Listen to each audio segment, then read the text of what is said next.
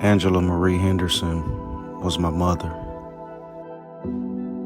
But as a school teacher and educator, Mama Angie was a mentor and role model to many. One of the things I remember her telling me over and over was to never stop learning. She said nothing was more powerful than knowledge and legacy. 30 years ago, in February of 1993, we lost Mama Angie to stomach cancer. She was 38 at the time. This year, on September 17th, Mama Angie would have been 69 years old. At Angela Marie Publishing, we consider the 17th a holiday. We call it A&P Day. And this year, we continue to honor Mama Angie by giving back.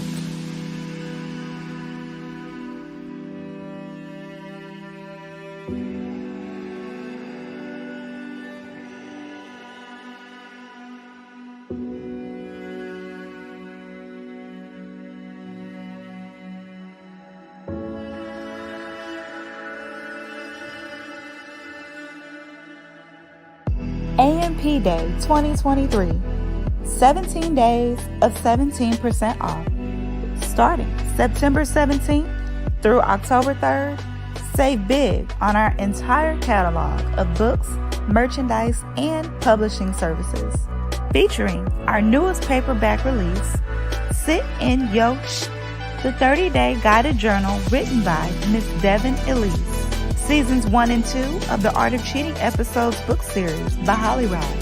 The Healing Collection, our exclusive merch series promoting the Blacked Out Couch podcast. And, backed by popular demand, the I Am t-shirt series. Also including our publishing services. That's right.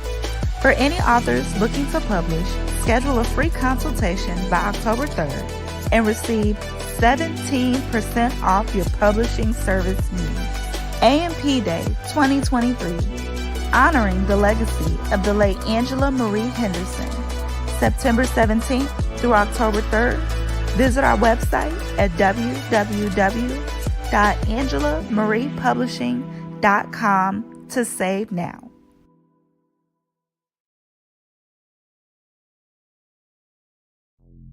What up, podcast world? This your dude, Walt Lee Dundilla, the Popper, Mr. Actavelli.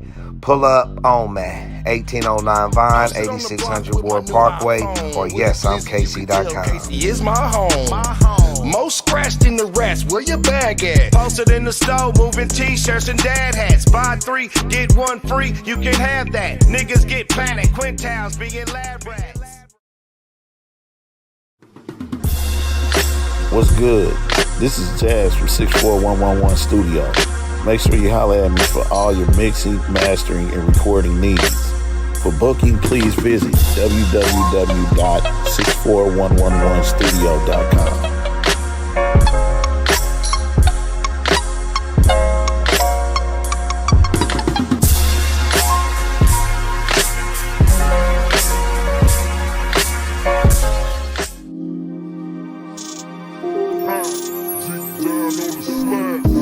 All my brothers, all my sisters, to any and everyone tuning in and trying to navigate this thing called life.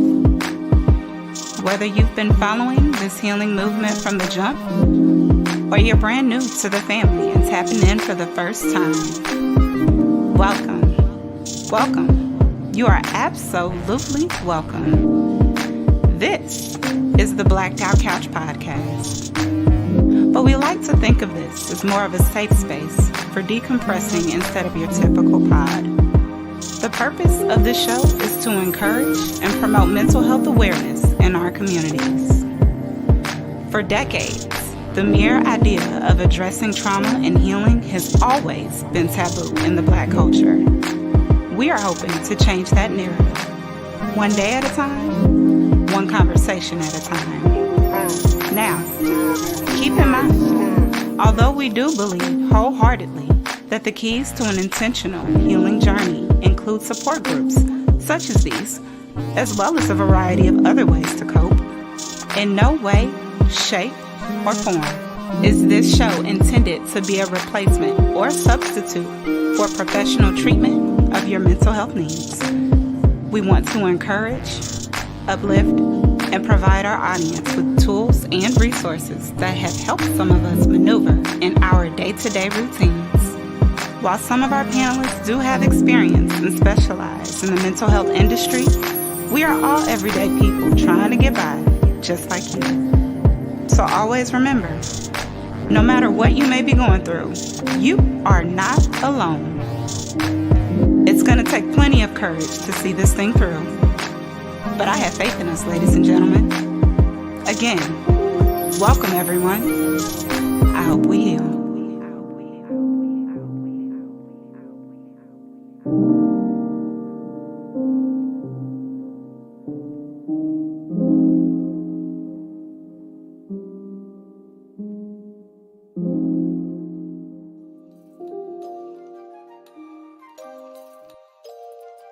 To the Blacked Out Couch Podcast. I am your host, Rodney Lee, and we've reached episode 9 finally, ladies and gentlemen. So again, as always, man, I want to give a major shout out to everybody that's been sticking it out with us throughout this whole healing journey, this whole movement that we've been doing throughout the spring and the summer. Kudos, and I'm giving everybody their flowers, man, because, believe it or not, whether or not our audience and our listeners understand this, but it does take a lot of courage. It takes a lot of willingness, man, for us to continue to open up and have these dialogues in these safe spaces, man. So look, man, shout out to everybody, the brothers panel, the sisters panel, all of our audience and listeners that continue to join us on the Clubhouse unpacking sessions. Man, we just really appreciate y'all, man. So peace, love, and blessings to everybody. The last episode and the last unpacking was about submissiveness, so shout out to the sisters for opening up and enlightening us on some things and some perspectives that a lot of us may not have understood or even thought about before that. So definitely shout out to them. If you haven't had a chance to check out episode 8, as well as the unpacking for episode 8, make sure you follow us on YouTube. It's on Spotify, all of the different podcast streaming apps. Make sure you check us out on that. Tonight, it's all about the brothers again, once again. So this is episode 9. The show title tonight is called Don't Judge My Vices. And tonight, man, we're going to do things a little bit differently, man. I think that we're just going to open up the floor. It's going to be a little bit more informal versus some of our prior episodes. But it's been a long summer, man. It's been a long year for a lot of us. I think that we are beyond past due the point of, us having in just a space of just opening up, man, and just talking about some of the things that have been the challenges for us, over this past year, over this past season, over this past summer. So I got a great lineup of brothers set up for tonight's dialogue and discussion. So I'm super excited about it, man. And let's just all take a deep breath as always. Get ready to take these masks off and dive right in. All right, man. We back. All right, let's jump right into it, man. Let me see who I got on the couch with me tonight. What's going on, fellas? I think everybody is muted. What's going on? Might be muted, man. It's been a long week, man. What's going on with y'all fellas? What's good? Life is good. All is well. All right, man. So look, man, we ain't just gonna leave it at that, man. We got to do it like we normally do. Let's get the temperature check going. So first brother we got on the couch, Dr. Brian Roper. Dr. Brian Roper, welcome back. Brother, let's go ahead and get a temperature check, man, on a scale of 1 to 10, man. How you feeling today? How's your mental? Oh, man, I'm about a 7 or 8, man. Everything's going good. Just started a new gig, so getting acclimated to that. And, about to go release some stress at Taekwondo and keep it moving. Okay, you about to karate chop somebody? Okay, I see. Yes, sir. Yeah, I see. Right on, man. Well, welcome back, man. Welcome back, man. My man JB, what's going on with you, brother? Give me your temperature check. Scale of 1 to 10, baby. I'm a solid 8, 9. 8 or 9, huh? That's pretty solid, pretty high. Who else we got out here? Game tight, Mike. Welcome back, man. It's been a minute. Give us a temperature check, brother. We've been having you in our thoughts and prayers, man. Welcome back. You know, I appreciate that. I thank everybody. I'm at a 3, probably a 2.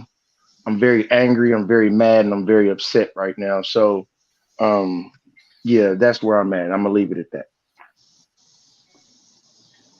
Oh, okay. Well, that's why we're here on the couch, man. That's why we're here, man. So we're gonna circle back to that for sure, man, because that's what we're here for tonight, especially. So last but not least, we got Brother Marcus Freeman. Brother Marcus, how you doing, Pastor? Hey, how we doing there, fam? Doing all right, man. Give me your temperature check, man. Scale of 1 to 10. We got to check in with everybody. 1 to 10, I'm probably about an 8. I'm catching all hell over here, so I'm at an 8 right about now. Okay. All right, I heard that.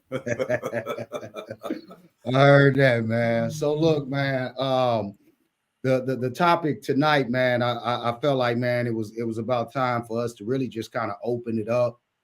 So, you know, the official title of tonight is Don't Judge My Vices. So I know we're going to get into some dialogue, some conversation about, you know, some of our coping mechanisms, some of our vices that we use to get by. But, you know, the real reason that we even need coping mechanisms, man, is just because of life struggles, man, life's challenges. So I thought, man, tonight, man, we would just kind of open up the floor, man, in more of an informal setting and let's just talk about, man, what's been bothering us, man, what's been challenging for us, you know, either over this year, this past summer. Let's just open it up. So does anybody have the courage to go first on this safe space? Yep, sure do. Right here, Okay. right now. All right, let's get it. I'll volunteer for it. You know, this year and particularly right now, definitely struggling with fatherhood. And not actually struggling with fatherhood as far as fathering my children, but the rebelliousness of the kids when they get above 21, they think they're grown. You know, right now I've got a situation where my oldest son may have a baby that he was just informed about. And while that may seem like a blessing or a good thing, the way that these children, and I'll call them children, even though they're in their 20s and they're adults, they're not going about it the right way. They're threatening one another. And let's just say that the young lady, her family is my family. We've made a pact through just over time that, you know, her family is my family. Now, does little Mike know this? No. Does this young lady know this? No. So they already have started to threaten one another. And when you try to bring calm and peace to that, they're not necessarily wanting to hear it.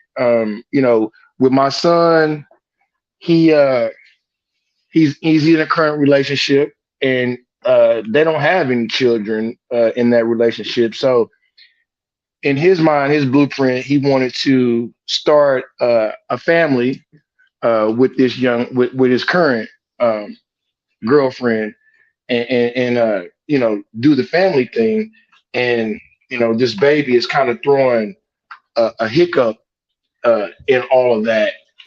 And I don't know if, you know, I know y'all been, you know, in your 20s or whatnot, and when you want something really bad and something potentially comes to mess that up or potentially keep you away from it, you kind of do everything in your power to distance yourself away from what's causing that hiccup and what your blueprint is. Now, so in trying to father my son and give him fatherly advice, a back and forth ensued. And I'm upset because I'm watching my oldest do the exact same thing, act the exact same way as I did at his age. And I'm trying my damnedest to keep him from the pitfalls that he's destined to fall into while he's traveling this path. And, sometimes you realize, well, I won't say sometimes, kids don't realize, the wisdom that is attempting to be passed down to them, and they write you off as being old, or you're not listening to me, or you're not giving me my due respect. And it just becomes difficult for me when it comes to that section. So that's why I say not necessarily fathering, you know what I mean, but just fatherhood in general. I'm having my struggles because of the situation. Now, you want to couple that with, me losing my father this year. I'm on a very huge emotional roller coaster right now, and so I'm struggling. So that's why I'm at a 3. I'll probably say a 2. I'm struggling. I'm just gonna be straight up, and I'm putting it out there because ain't no shame in what I got going on in me. I've always been protective and private over this part of my life, but Rob, me and you talk, and it's time to really open up and get these things out in the air so that we can begin to heal. And so this year, those are the 2 main culprits that have brought me so far down. Yeah. Man, you're right, man. We've been talking about that, man. I think really all of this whole year, man, just me and you just been having side conversations, man, just about opening up, and having conversations, man, that we wasn't able to have, when we were younger, man. And one of those things has been kind of about how do we continue to mentor, some of those that come after us, man. So I appreciate you though, bro. I'm glad to hear your voice again, man, on the couch with us tonight. And I appreciate you, man, just opening up, and because that's what we doing tonight, man. So we're gonna circle back. We're gonna definitely circle back around to you, Game Tight. We're gonna address everybody individually, but I want to give everybody a chance to kind of open up. Does anybody else want to open up about anything that maybe they had struggles with this year?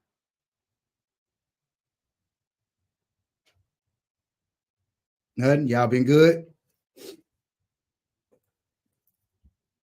Well, look, man, I'm gonna tell you, I'll piggyback. Oh, hell nah. You niggas ain't fucking being good. Y'all got me fucked up. Y'all gonna sit on this motherfucker and be quiet like y'all ain't had no motherfucking issues this whole year? You niggas is golden like that? You niggas got me fucked up. You niggas better speak up and talk about y'all motherfucking challenges. What the fuck is going on here? Game Tight, man. Don't have no stroke. Don't have no stroke. Nah, fuck that. I mean that, dog. Yeah. Well, I was about to go, man. Maybe they didn't want to go next, right? Can I go? Is it okay if I go, or you rather one of these other brothers go? What we doing? Just tell me which way to move, man. I'm the moderator in this thing. So life is just grand for everybody. Nobody deals with no daily challenges. Nobody deals with nothing in motherfucking 8 months of 2023. I definitely had a crazy year, man. Y'all got fucked up if that's what y'all thinking. Everybody trying to, man. Come on, man. Let me open up there, GT, and maybe that'll get the ball rolling with the rest of the brothers. Can I open up, cuz?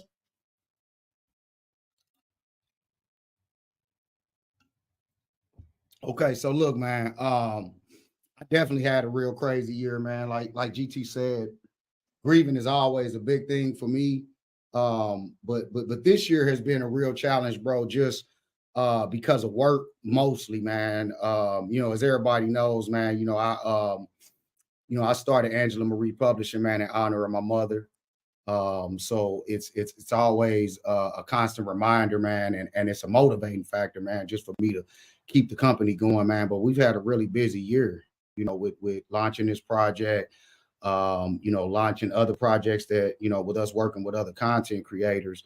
But I'm gonna be honest, man, like I felt like I've been under a lot of pressure just to try to keep my head above water, man. Entrepreneurship is it's a really serious ball game. I think that all of us here understand that.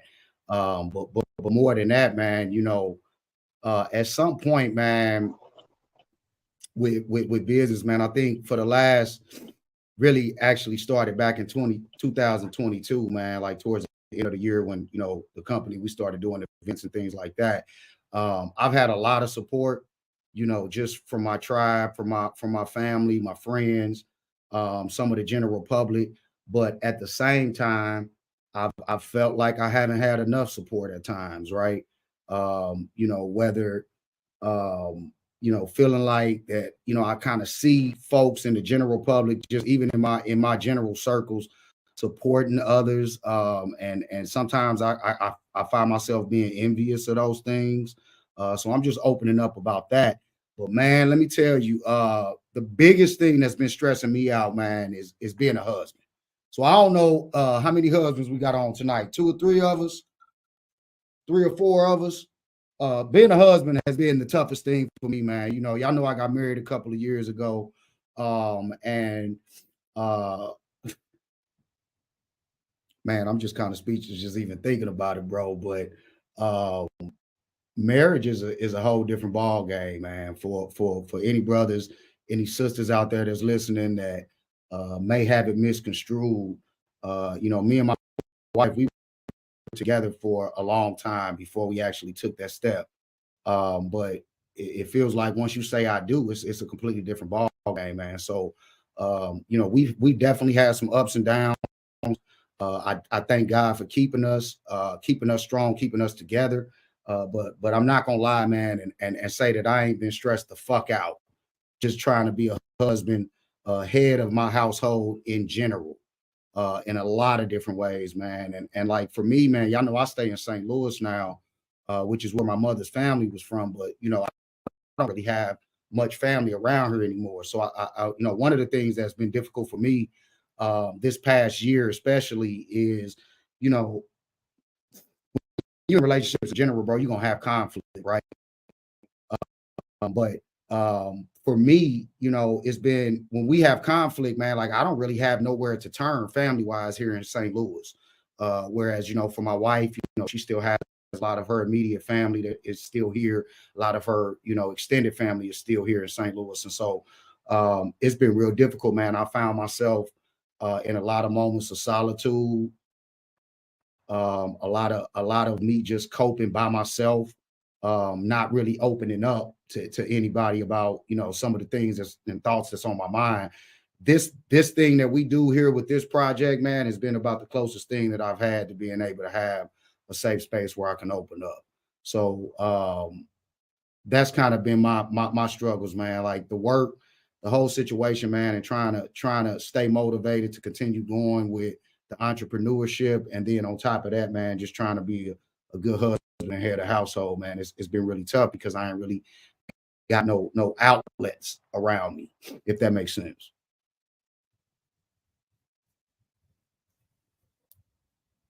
That's my spiel, man. Somebody else gonna have to open up, man, before GT starts swinging on us again.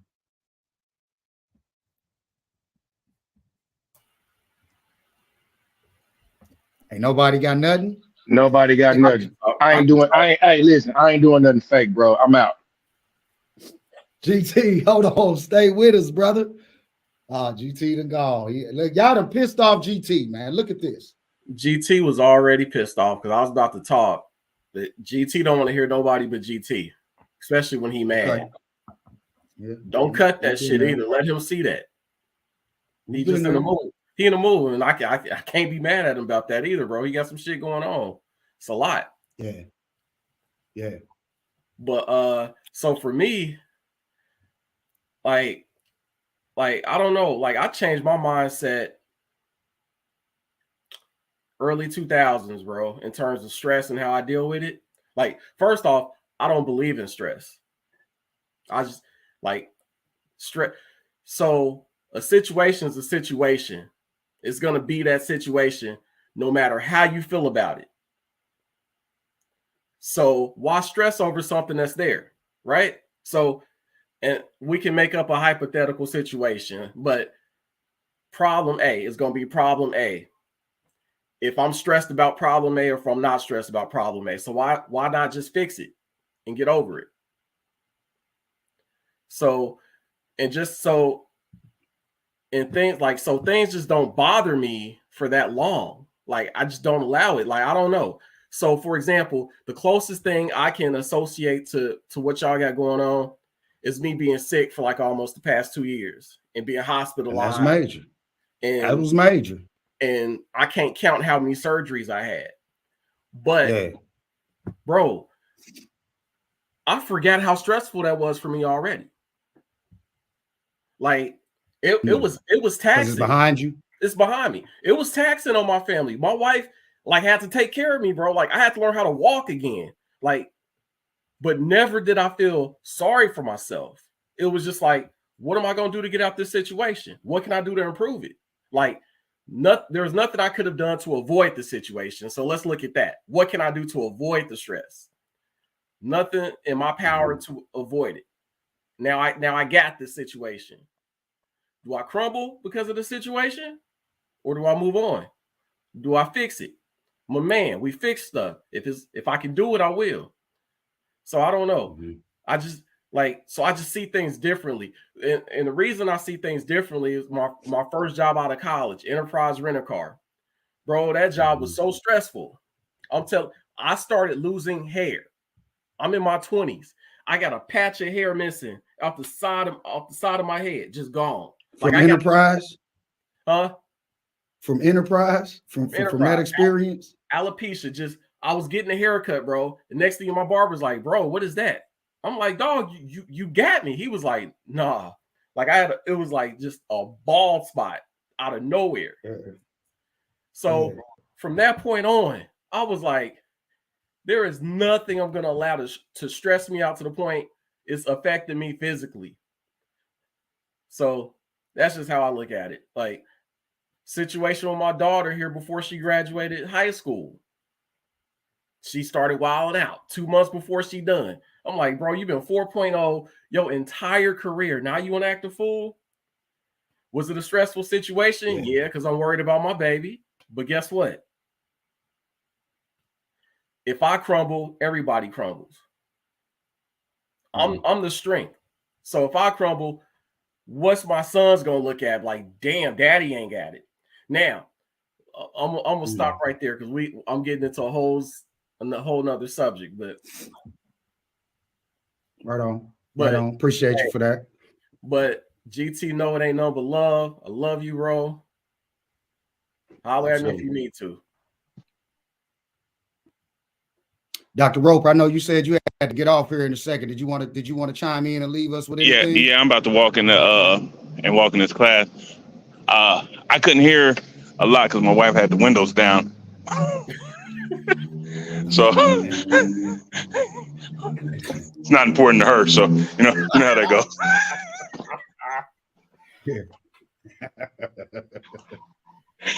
But I caught a little of it. We was just sharing. I heard us talking about stress, and I just want to say this from my perspective. What I learned while serving 15 years in the Missouri Department of Correction is you have to be deliberate about what your day is. You can let things affect you, but ultimately, at the end of it, out of every 24 hours, we get to choose how we spend it.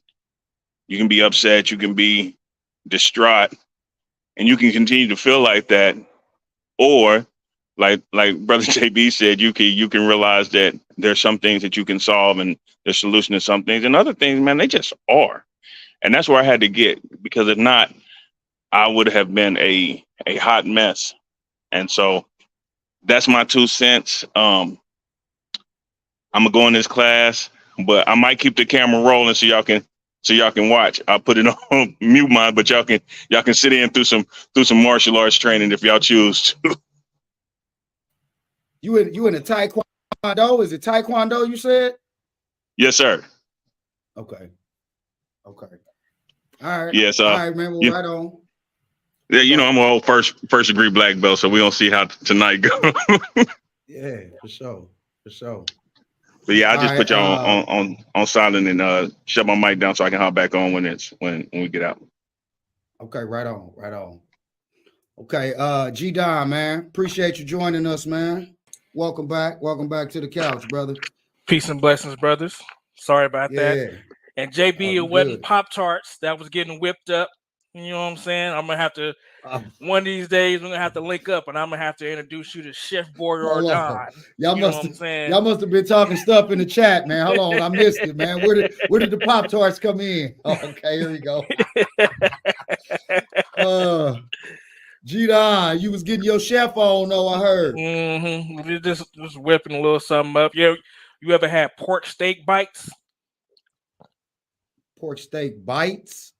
Yeah, see, that's original recipe type stuff. You know what I'm saying? It almost sounds unhealthy, brother. I ain't lie to you. Okay. Unhealthy as hell. Right on. So look, man, tonight, man, we really just kind of opening up the floor, man, and instead of it being so formal. So, man, I just kind of threw the question out there, man, if anybody wanted to open up about any struggles, any challenges that they've been, facing this year and just, open it up for that piece. So that's kind of where you walked in on us. Okay. Well, first off, peace and blessings, always first and foremost. Right on. To the people listening, if you haven't, quit being a bitch and go to therapy. I guarantee you, if you go at least once, it'll do you some good. And if the first time don't work, go again. Second time don't work, go a third time. If you feeling like you already good, you can be great. You feeling like you're great, you can be excellent. You feeling like you excellent, then you can learn some new skills. Feel like you got all the skills, you can get some new perspective. Nothing wrong with seeking wise counsel. So yeah, that's first and foremost. But I say the main thing for me that's been something I've been weighing heavy on me and life and God and all of that has been proper communication. Me and my girl just moved in together. It's been about 3-4 weeks now, and that's been the main thing. It seemed like you might have one of them deep talk conversations. You might have one every couple of months. We've been having one every day, just because we come from two different communication styles. I come from overshares, and she comes from undershares. And I'm like, you can tell me your grievances without the next thing that you say will be the thing that sends me, walking down the road. And at the same time, I don't need to say every quick-witted thing that comes out of my mouth just because I think I'm clever, And also not saying fluff. I'm one of the things that I feel God blessed me with is I do have a way with words. So much so that my dad, when I was like 18, 19, 20, and he was listening to me talk to a girl, and nigga pulled me to the side and said, "Don't you turn into no fuck nigga out here breaking hearts and shit." So I can say a lot without saying nothing in order to move along, but that ain't gonna solve whatever the issue is. Yeah. And if I don't have an answer, or if I don't have, the words, or I don't have understanding, I can always say, "Hey, I don't have the answer for that right now. Let me think about it." Or let me hear some more of your perspective. I think a lot of time we as men, we always either, because we're so fixers, sometimes we just need to sit and listen and understand and comprehend. And sometimes the person that you're speaking with may not have the words. They just need to get the energy out. And then once the energy is out, then they can actually articulate it. And it don't mean she's throwing a tantrum. Don't mean that she's belittling you or anything. Sometimes as a man, you got to be able to be that rock. You want that responsibility of being the leader? Well, sometimes you're going to have to lead. And sometimes you're going to have to listen. And sometimes you're going to have to make the decision. And then sometimes it's okay for you not to be in control. If you the head and she's the body, it's okay for her to be in control so she can grow and she can gain strength and understanding. And for you to just sit back and shut up and let that happen. So that's my rant. Right on. Right on. Appreciate you for sharing that, Brother G-Don. G-Don, Marcus, did you? I just had a question for him. He wasn't on the unpacking last week about submission, was he? Were you, G? I was just about to actually go there too. Man, you might need.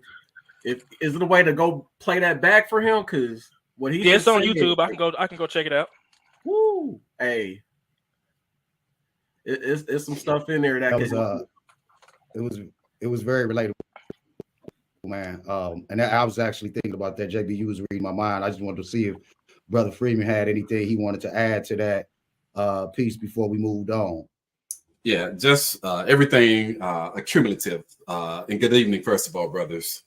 Thank you all for joining us, and once again, appreciate the opportunity to come on and speak. This just a little project boy out of West Dallas, man, West Dallas, Texas. Project so old, they tore the buildings down. They tore them down twice, matter of fact. If you go back in the area, you won't be able to find them. And through life, I have found out that you can't be everything for everybody. You cannot be everything for everybody. And I have learned that because I try to be everything for everybody.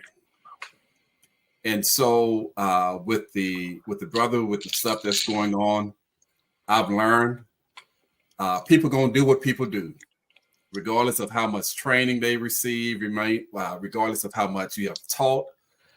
People are going to be people, man. I have kids similar age, and we try to teach them and try to model, try to do all of these different things for them to give them the best opportunities to do great and not make the same mistakes that we make. But sometimes they got to make those mistakes.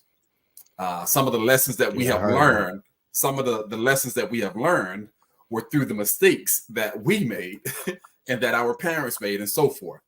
And so I have learned, I almost took my freaking life trying to be everything for everybody because of the pressure was so tough.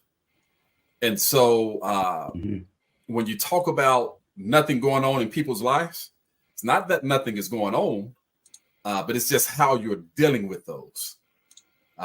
Just got off the road with my kid, and things seem to be going right. But there are some things, as soon as we touch down in Dallas, you got issue after issue after issue after issue that has happened. Got to find money that you didn't have before. Issue. What are we going to do about it? Did we cry about it, or are we going to find a way to excel? We're going to find a way to shoulder it. In those hard lessons, sometimes we are the lesson. We are in the middle of some of those lessons. How long you been married, bro? Right? 2 years. 2 years. You think out of my 23 years of being married, surely I've been where you've been. But it's just a matter of how do you deal with it. You know what I'm saying? You don't get to longevity. You don't get to those things without enduring some of those lessons. And it may not be clear what those lessons are, but if we stay willing to hear, Brother JB said something earlier. I had my notes wrote down over here. The way that we reach people and the way that we have people to follow us and listen to us, you got to have something. Whether it's you got to have something. Rappers, they got the lyrics, they got the jury, they got all of these things that they put out. because it attracts folk to what they're seeing. You got to be able to have something, man. If it ain't the material things, you got to have something different about yourself. And hopefully that will attract others to be able to be willing to hear you. But if people are not willing, I don't care how much good you do for them. If they're not willing in their heart, if they're not willing to hear what you got, shoot, why you beating yourself up over it? Because all you're doing is wasting time. All you're doing is causing yourself frustration, because we expect our kids, we expect our loved ones, we expect them to listen to us. But wasn't we the same way? Or are not our kids just a duplication of who we were? So if something goes on, this is me. I got to kick myself in the butt. I got that. That's just me though. But that puts it back on me. The kids gonna do what they do, man. And you know, your wives, husbands, bruh, they gonna do what they want to do. But the thing is, if they have a desire for it, because see, I was desired to be married. I was desired to be married. Fortunately, I didn't marry the crazy one that was in the picture. But that because there was a desire there, it is what it is, man. That's how I'm able to get to that 23 with issues and everything else that goes along with that. And so we just got to stay encouraged and not try to take this stuff on by yourself. G. Don say, go to counseling, do whatever you need to do to make sure that you are taking care of yourself. As JB said, he's the pillar. He's the strength. Pillar go down. Hey, who else are people going to look at? The house go down. We touched on a lot of this, man. Like, when it comes to the partnership part of the conversation, like JB said, we had a really good unpacking on submissiveness last week, or the last unpacking that we had, and with both Brother Marcus and G-Don, which y'all both just gave me as feedback, man, did make me think about some of those themes. One of the things that I learned, man, and Brother Marcus, man, you got to forgive me, man, because I might not know the Bible like brothers like you, right? No, please don't put that on me. Don't put that on me, bro. Well, I'm saying I'm just asking for forgiveness from my ship. That's it. No, just asking for forgiveness before I go here. Right. Yeah. So I'm saying one of the things, bro, like, so the sisters, they did an episode on submissiveness, right? And my wife, she's big on spirituality, religion, the Bible. She actually just became a licensed evangelist this past year. So we've been having a lot more interactions between me and her, man, where we're just kind of unpacking and breaking down some of the biblical principles and verses, right? And one of the things, man, that I learned about the concept of submissiveness was, through their episode, man, through the sisters' episode, because they actually were reading some of the biblical verses and kind of breaking down the different areas where being submissive is mentioned, right? And one of the things that I learned that I don't think that we talked about enough before now is that submission is not just reserved for wives. And so G-Don said something. G-Don said something that made me think about that, man, because he said at times, even though you're the head and she's the body, at times, she might need to be the one that's in the driver's seat, right? And that's been one of the biggest lessons in these 2 years that I've been dealing with, or not dealing with, but being involved as being a married man. That's been one of my biggest lessons, bro, because I'm not gonna lie. Before I unpack some of those biblical verses, I always thought that the concept of being the head of the household, being the husband, that the submission was reserved for the wife. And I know I couldn't have been alone in that. You said I'm having some mic issues. Can y'all hear me at all? Yeah, it's just cutting there every now and then. It'll start cutting. I think when you lean back, it'll cut. So if you lean, okay, yeah, that makes sense because I'm using a different mic today. So what I was saying was, man, that was one of the biggest things that I learned. I know I can't be the only man out there that may have misinterpreted in that manner. But something else that I learned, man, is that it's not even just reserved for married couples. You know, we're supposed to submit ourselves to God first, and then submit ourselves to one another, man. So, you know, the way that I interpret that now that I have a better understanding of it, man, is that there are times you have to lead, there are times where you have to follow, just as individuals. And that's been something that, well, like you said, JB is in the chat saying, if you believe in God, right? Right. My whole thing is, whether you believe in God or not, this is the way, right? Because if you think about it, JB, come on, man, just think about it. We can take God completely out of the equation or the conversation, right? Human nature, just society, man. People are submitting to each other, one to another on daily transactions and interactions, man. And we just never looked at it like that. And so I'm saying that, you know, as I now that we bring God back into it, we bring the biblical verses back into it. It's been something that's been a very valuable learning lesson for me, man, just within the past month or two, you know, as we've been having these type of conversations. But man, where I really want to understand, man, and what I want to ask y'all brothers is, what are y'all doing? Like JB, you said that you made a decision to not let things stress you out, you know, the way that you used to. Brother Marcus, and you've realized there's certain things that you can control, certain things that you can't. What are y'all doing to cope? What are y'all doing to stay motivated? What are some of your techniques? There got to be something that you're doing to balance it all out. Bruh, for me, and this is not just sugarcoating or whatever you want to call it. This is truly what I do. When I get off of here, I'm getting ready to go to my therapy. I'm going to my therapy once I get off of here. My therapy for me is going to church. My therapy for me is to allow God to mold me. You all spoke on the submissiveness. Yes, men are the head, but who is the man following? Got to have someone there.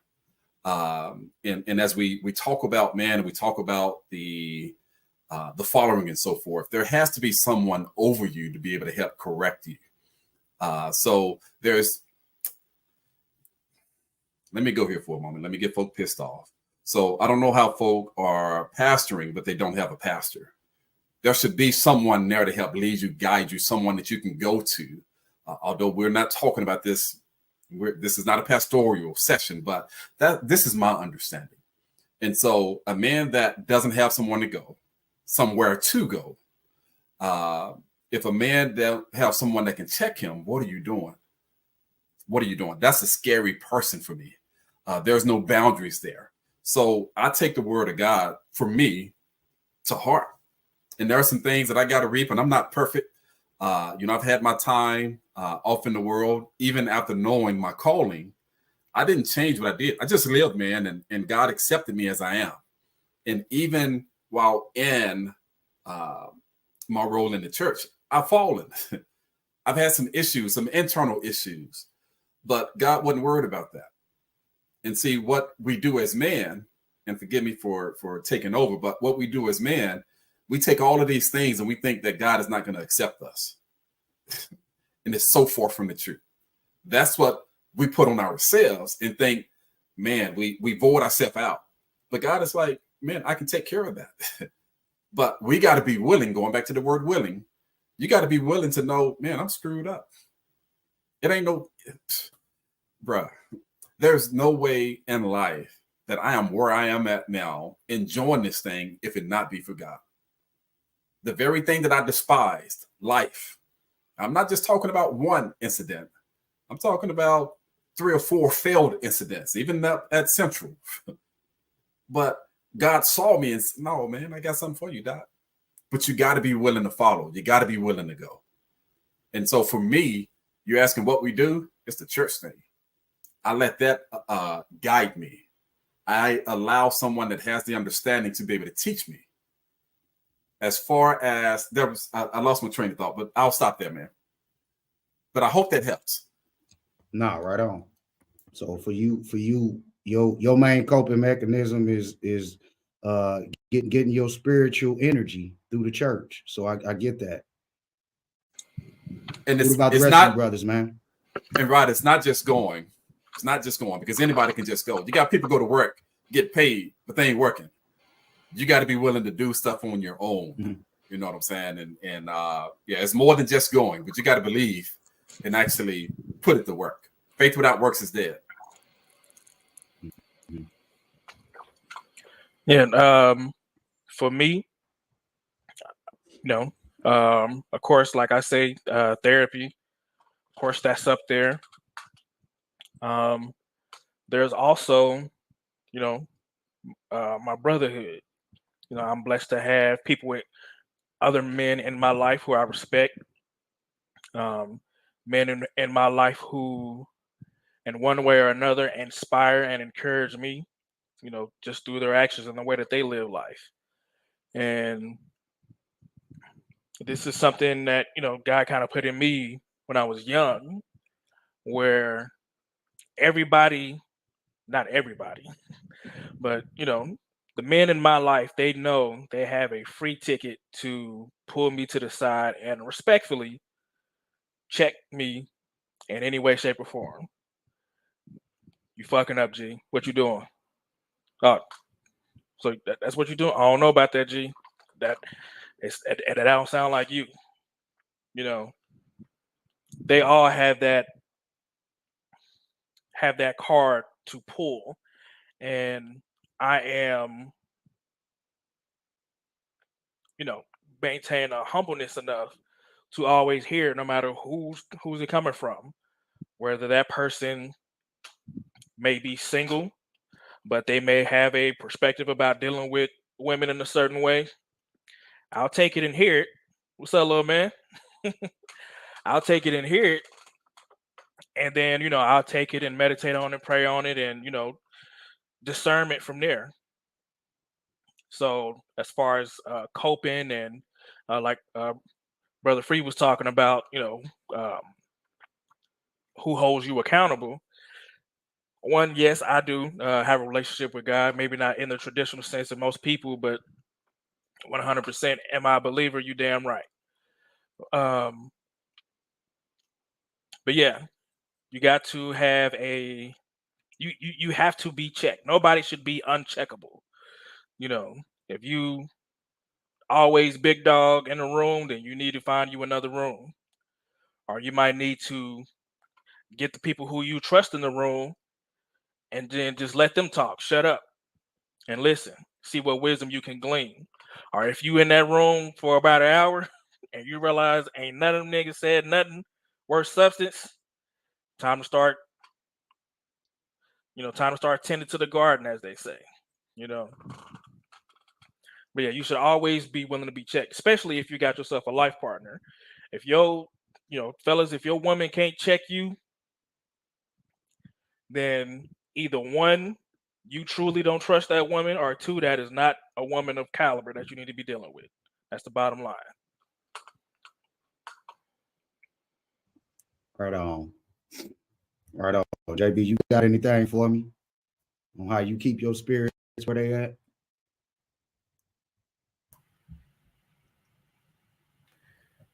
So, a couple of things for me. So earlier, you were talking about how you basically sit in solitude. You didn't have anybody to somebody to speak to about whatever situation was going on. I will say I have been guilty of that. In terms of doing that, I learned something just in terms of I was stuffing stuff in terms of like my feelings and everything. So I'm by myself. It's not getting out.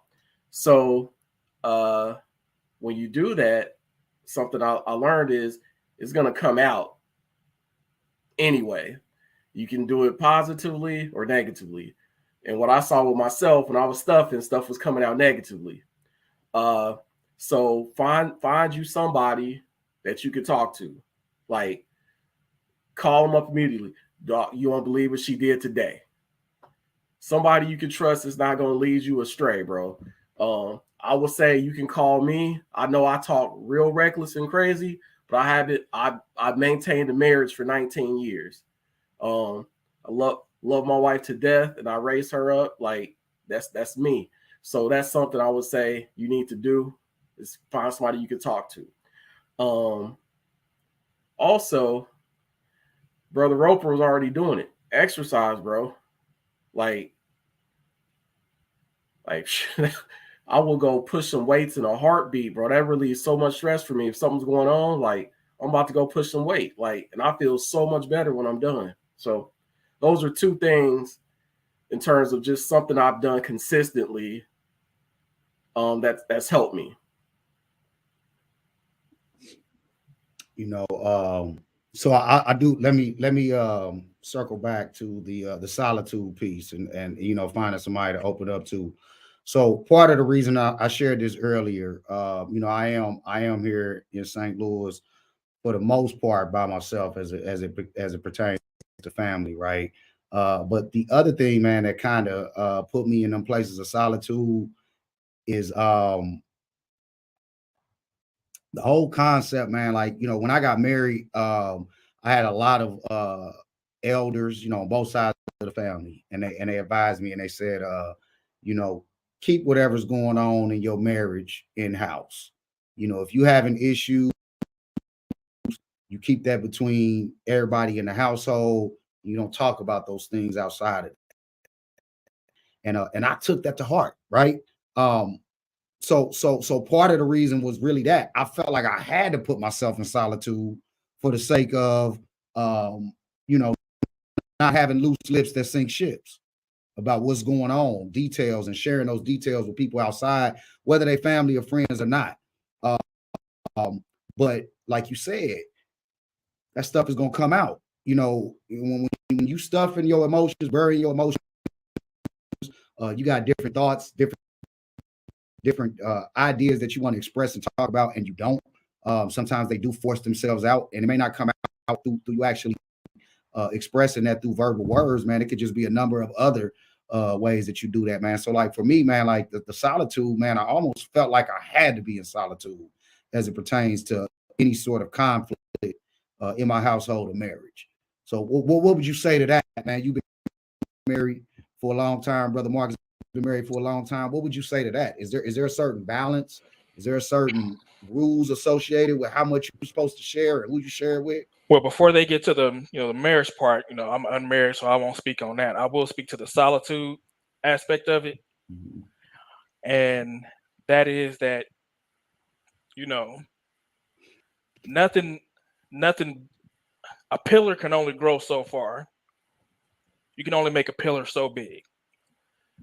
A tree can only get so tall before those roots gotta ground in and dig in and reach out. So because when it comes to wisdom from the elders and learning to take it with balance, that's something again I can 100% have some empathy for, because the way that they did things is what got them through. You not them, they not you. And when it comes to solitude, especially for us as men, that is so dangerous because we are already isolated in a sense of, just as Black men, we don't know who's enemy, who's not. It's always a sense of relaxation when you see another brother in the room, even if you don't see him, even if you don't talk to him. Just the fact that you see one, you kind of relax a little bit. So we're already carrying around so much of being on guard, being tough, holding everything in. There is a way where you can release and, share your story without spilling all the beans. You could tell, metaphorically speaking, I talk in metaphors, I'm sorry. But you can tell somebody you got a jar of jelly beans without spilling them beans. Be like, hey man, I got this jar of beans, bro. I don't know what I'm gonna do with it, bro. You ain't gotta, tell like, hey man, I ain't been able to, my girl was tripping about XYZ. You could just say, just maybe kind of keep it in a theme of what the issue is. If the issue is, and let's keep it light, if the issue is, she don't like the way you fold socks. Just like, man, I'm having some issues with the way that we both cohabitate with each other. You know, how would you handle that? And how would you approach that? So it's a way for you to seek assistance without spilling the beans and finding that balance just in the method of your message that you're trying to get out there. As long as you putting out there, hey, I'm looking for assistance. You ain't necessarily got to say, she keep cussing me out about these damn socks and it's pissing me the fuck off. You ain't got to say that, you know? So that's, retreating into yourself. As long as you're going in and you're looking for the voice of God as a believer, then, you know what I'm saying, then I would say go with that. But even with that, we know that as men, we are born in flesh, and our flesh will definitely lead us astray if we completely listen to that. So, you know, we got our intuition, we got our God mind, we got our spirit, you know, however way you want to look at it. There's always going to be forces going back and forth, and you're going to have to reach out in some form or fashion. So when it comes to like advice from the elders, I think it's more so just the method that they was using was causing distress. So they were told, keep that within the house, keep that in the house, because they didn't work out a method. It was so much going on for our elders, you know what I'm saying, coming up back in the day. Like I can think of my grandmother, and I'm 34, and my grandmother grew up on a plantation. So I know that it's stories that and she's gone now. There's stories that died with her, that she left with her. Some good, some bad. One of the stories we managed to squeeze out of her was the fact that her dad had got sick. And as he was dying, he set aside a lot of money, and he, you know, basically told them, you know, hey, as soon as I'm gone, y'all pack up the horse and carriage and get up out of here. I promise you, that's the story. Pack up the horse and carriage and get up out of here. And and I believe they were sharecroppers. And literally the day he died, they did just that. And then as they were leaving, they saw, you know, basically a clan caravan coming to the house, coming to raid the house. Now, that's a story that she wanted to take to her grave. But to me, that says the lesson in that is you better save up for a rainy day, save up for emergencies, and, you know, always have a plan to relocate yourself. Now, that's a lesson that the whole family needs to hear, but because she was just trying not to because she was keeping stuff in the house and taking stuff to the grave, we almost didn't get that lesson. So when it comes to the, you know, that's what I mean by when it comes to like advice from the elders, I always got to give it a grain of salt, because they was living in their time. It worked for them. Maybe the method just didn't work, so they was just told, or they was advised, or they just through trial and error was like, nah, I'm just not going to do that. I don't mean it's not going to work for you. So just because they say, oh, keep whatever in the house, you know, yeah, you can keep it in the house, but that don't mean that you don't still reach out for assistance, for help, for a shoulder to cry on, lean on, all of that. But yeah, that's my rant. Right on. You know, the solitude, man, like I've always known solitude is not really the answer. I'm just so used to doing it though, right? Like, especially the older I've gotten. Like the older I get, man, like I don't have the energy that I used to have, man, to go through a lot of back and forth. I ain't even just talking about my wife, I'm talking about in general.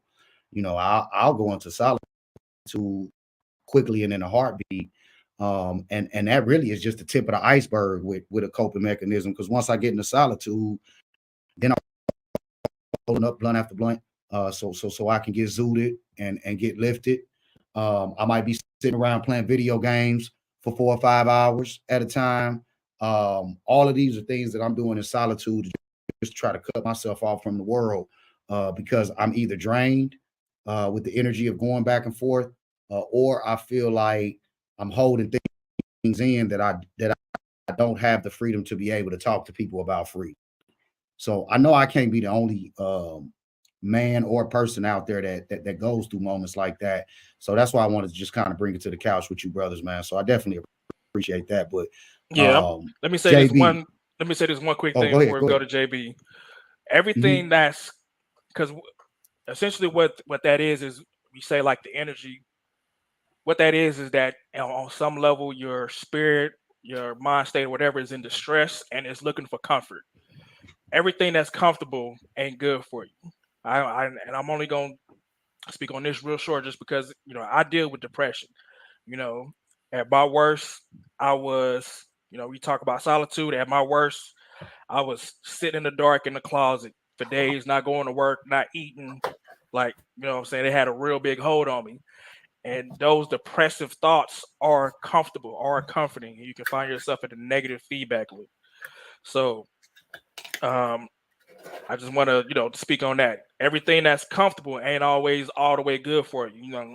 Everything in balance, everything in moderation. So, if you need to roll up a blunt, all good. When you find yourself on 4, it's like, all right, now I'm coping. I'm not relaxing. I'm coping.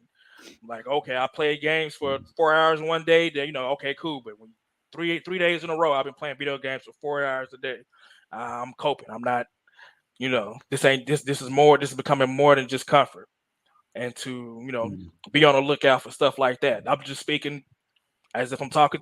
These are the things that I tell myself. Like, hey, I get quiet. I don't go out and stuff like that. But like, okay, my nigga, when was the last time you bathed? When was the last time you cooked yourself a meal? When was the last time you groomed yourself? When was the last time you spoke to anybody outside of the house? Just things like that. And then, break the routine, do something spontaneous. If you ain't spontaneous like that, like I'm not, Google something, look something up. But you gotta, as you're trying to cope, try not to, get into that, a negative feedback loop. Yeah, that's it. That's interesting, man. You said that there's a difference between looking for comfort versus coping. So what it sounds like is coping a bad thing? Is that what we're saying? Without balance, it can be. Without balance, if you're trying to cope and not deal with, now you can, because if you think about the phrase that we say all the time, we say cope and deal. Cope and deal. We say that all the time. Say, I'm just trying to cope and deal with what's going on, man. It's like, but if you don't deal with it, then you will cope into, let's just call it depression, or you will cope into a spiral. That's how alcoholics start. Like, oh, I just need me a quick shot after work. You get my nerves going, relax my nerves. Like, all right, you've been off work 3 hours. You took 5 shots. This Tuesday. What's going on? Now you spiraling. Like, oh, you came home and you just smoked 5 blunts. You've been out all day. You ain't ate nothing. You ain't talked to nobody. You just smoked 5 blunts. Okay, so what's really going on? Is it something really that tragic? Because if it's something that tragic, then I might not leave you alone, but I'm gonna let you rock for a little bit. But if it ain't nothing that tragic and ain't nothing super heavy happened, like somebody passed, some type of heavy type of situation of that level, then chances are you might just be coping yourself into a spiral. Again, just speaking for myself, I can't speak for nobody else. I say never thought about it like that.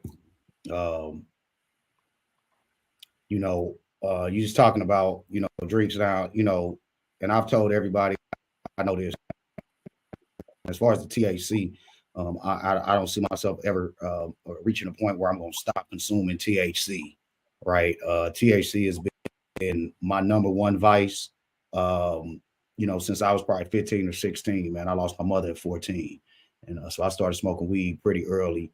And for a long time, that was my only vice, but it's always remained my number one vice. I did used to drink a lot, though, man. I used to get fucked up, man. Turned into heat. But this past year, I did stop drinking. So I've had a drink or two here and there. But, man, I used to drink probably 5 times a week. I used to have a drink, and so I made a conscious decision to take that out of my diet this past year. So I'm super proud of myself for that. But I never really thought about the whole concept, man, of coping yourself into a spiral. So that's interesting that you said that. Now, when I asked, was coping a bad thing, JB, you was kind of shaking your head. So overall, I was going to say no, but when he clarified that coping and dealing, it made sense. So just to cope. So yeah, maybe not so good if you're not dealing with it. You just smoking it away, but it's still there because you're not actually dealing with the situation. So that made a lot of sense when he broke that down.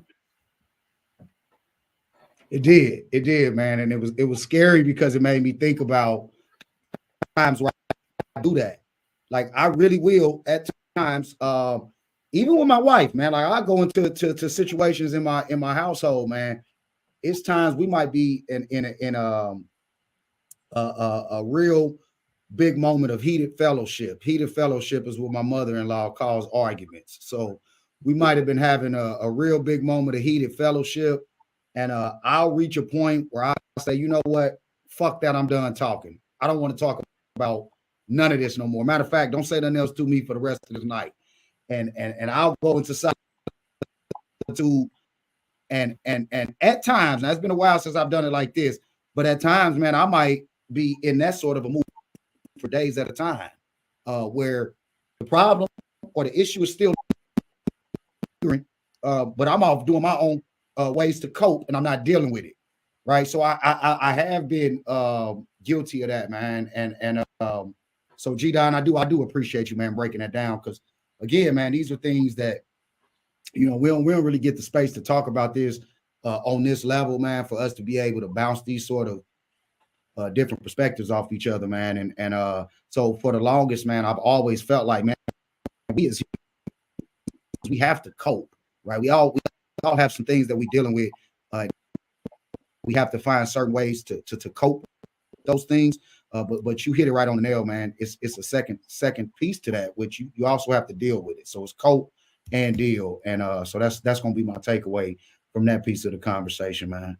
So definitely, man, I appreciate that, man. But what are healthy ways to cope then? So like, are we saying, because I always thought vices were bad.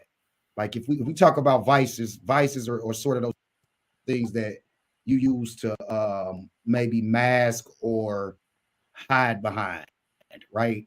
Does anybody else feel differently about the difference between a vice and a coping mechanism? Are they the same thing? So they don't have to be the same thing. So a person can have a vice and they don't use it to cope. That's just their thing. So I'm trying to think of an example. You see, you can have a vice that you're not using to cope. You just basically I speak on that while JB's getting his words together, because I actually do that. So my father is a recovering alcoholic, but at the same time, I understand that I don't have that problem, but I'm always aware that that's in my DNA. So like how I told you guys, I think on the last recording session where, when we first started recording, I got fired. I didn't take a drink from then until I got another job, just because I'm aware. So even though I do like to take a drink every now and then to cope, in danger of it becoming a vice, when I know that when I know that I'm not in the right place, and that comes from self-discovery and all of that, I purposely will not drink, because I know what it can do to people who have my last name. So like what JB said, I got a perfect live example for that. Straight up.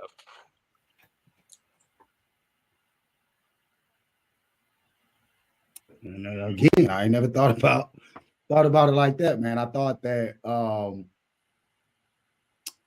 they were kind of one and the same, bro. Like I thought that, we have coping mechanisms, and I thought that vices were kind of the same thing. Like I said, THC has been one of my biggest vices, my main vice. Video games another one. But I'm gonna be honest. The third biggest vice that I always had in life was pussy, and I can't run behind that vice anymore. You know, I'm married, so there has been a big part of me, a big piece of me that has felt like, and I've heard this voice in the back of my head, man, look, man, why you really stressed out is because you ain't going to go get that third vice like you used to. And I know that can't be a good thing. So I try to ignore them voices. And that's what sends me down into the basement, man, rolling 4 or 5 blunts. Now I'm rolling more blunts than I used to. I might be playing a video game longer than I'm used to because there's a vice that I used to be one of my go-tos that I can't go after anymore. So I know I can't be the only man in that. You know, talk to me about that, man, where you might have had a vice or a coping mechanism that you no longer can access the same way. What do you do in that, in those situations as a man? And my suggestion is find a productive vice. I haven't found one yet. I'm still looking, but yeah, find a productive vice. Yo, that's okay. That's a great piece of advice, man. Like, it sounds like, to say it so simply, and I know it's hard, but that's real. It's like, okay, wife may be mad. I got this little chick that's been flirting with me for weeks. I could easily DM her and smash tonight if I chose. Yeah. But we can't, or we're not supposed to. We can't. We're not supposed to. It would be trouble. And if you like, you know, and JB, you know me, man, because we go back. There was a point in time, man, where that third vice would get me in a lot of trouble, man, because I didn't have nothing that held a boundary that kept me from that vice, right? So now it's like I gotta make different decisions, man, because of the state that I'm in life. G-Don, you mentioned something about healthier vices. So I also would consider at times, man, like, you know, I'm a writer. So like me expressing myself, putting pen to the pad has also been therapeutic for me over the years. But this past year, bro, like it's been something that I haven't been able to escape to as much just because I've been so busy with other things going on with the company and work. So that probably out of all the vices that I think of off the top of my head, I think that the writing is probably the one that's the most healthiest. I mean, bad. Video games can't be bad like pussy and weed, right? So everything you named, come on, man. Everything you named, is the stigma comes from outside of you. So let's start with weed. You started at 15 or 16. So let's say you started smoking weed this year when it's legal here in Missouri recreationally. Would that be looked at as such a vice? So it wouldn't be that bad the way that it was back then. I see what you're doing. Now at 15 or 16, yeah, but I mean, you know, so looking at it like that, looking at video games, you and I play video games. Like that's just, you know, that's a part of something we enjoy. That's a hobby. It's something that takes stress away from us, right?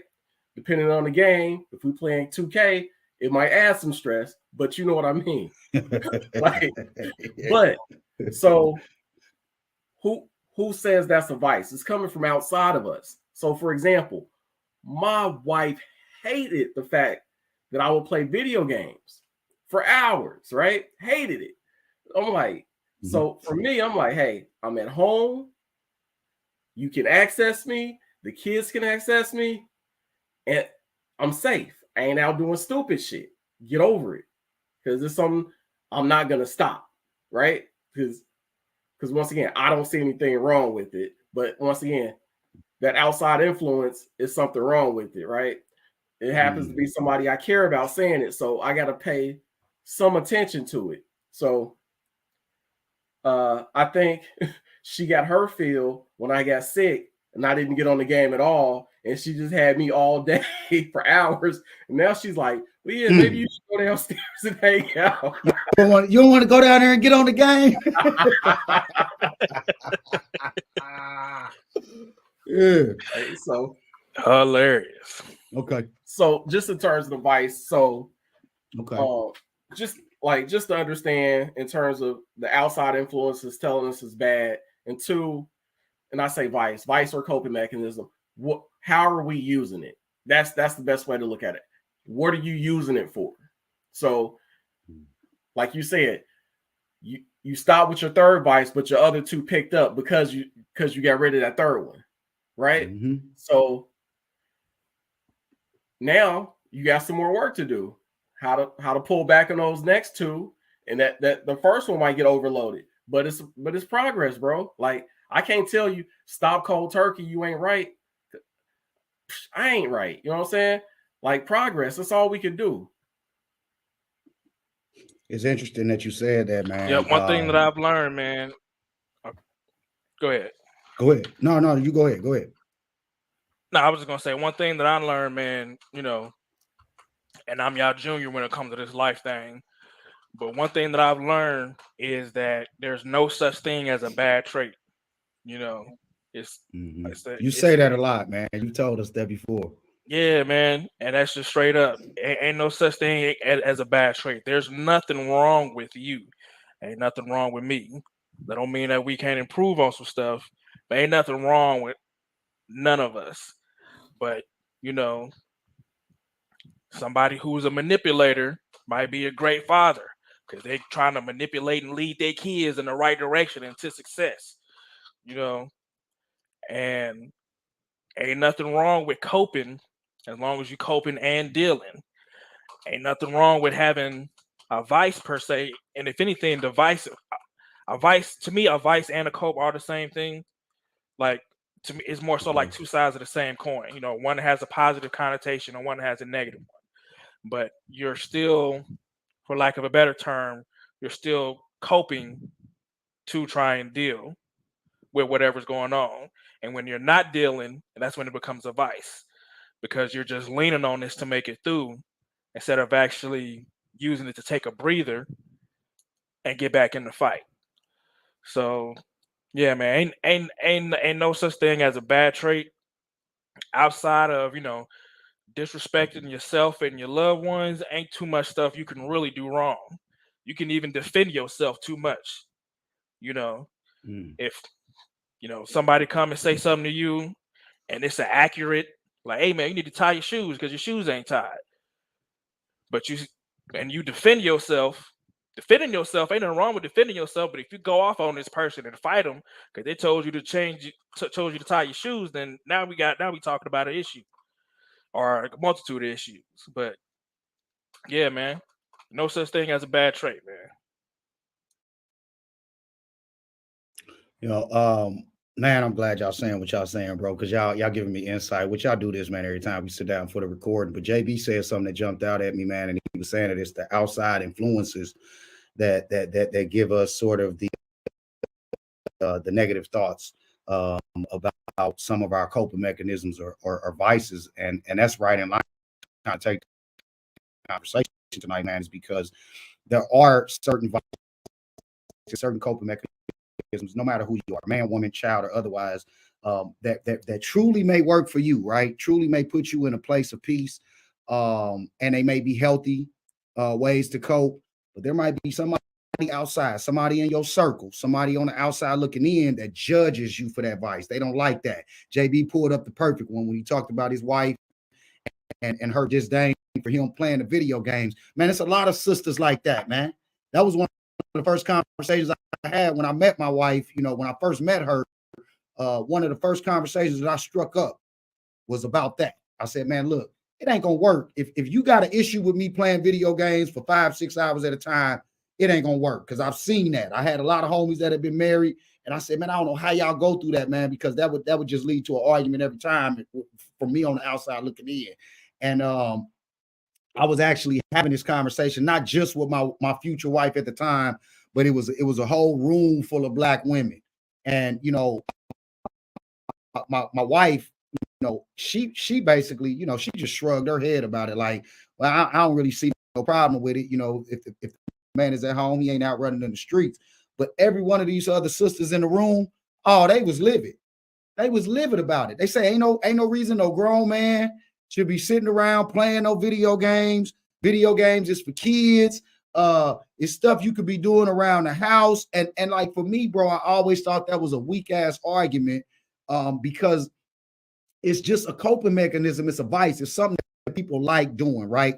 Like for instance, a lot of women, they like sitting around watching fucking reality TV shows.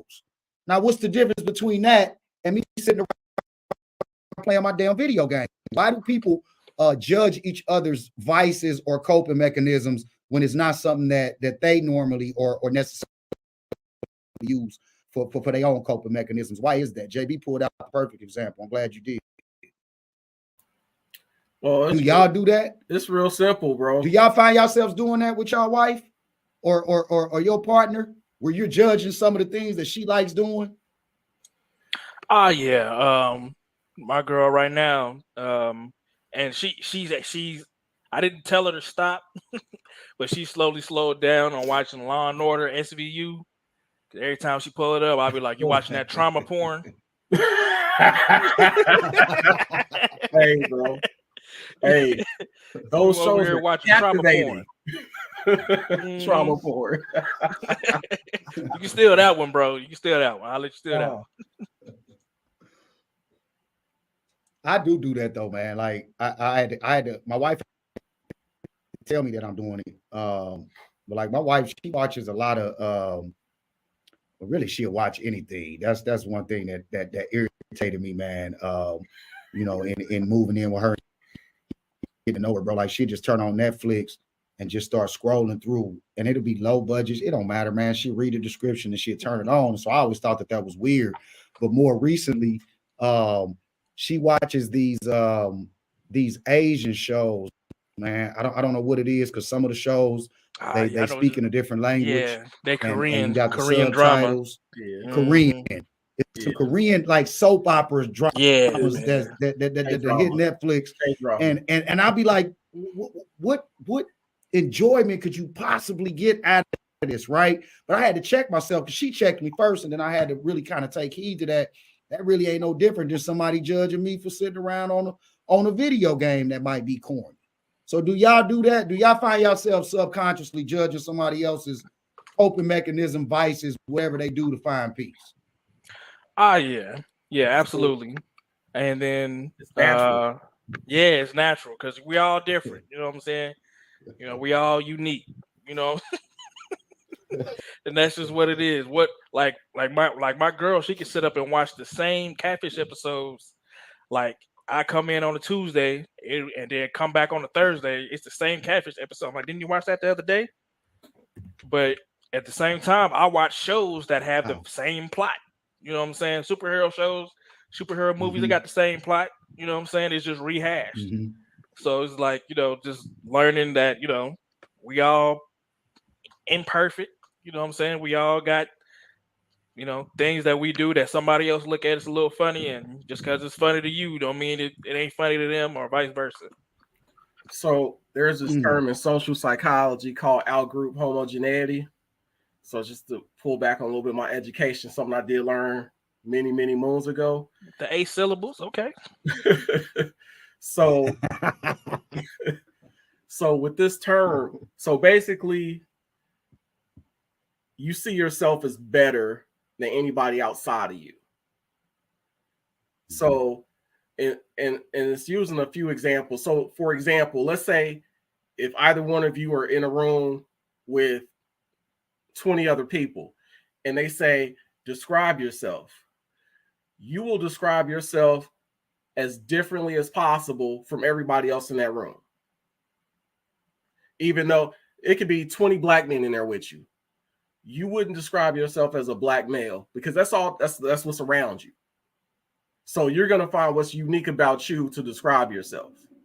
So that's what that term kind of means. So in terms of judging, it's just natural. Now, we use this in terms of like prejudice and racism, but it holds the same.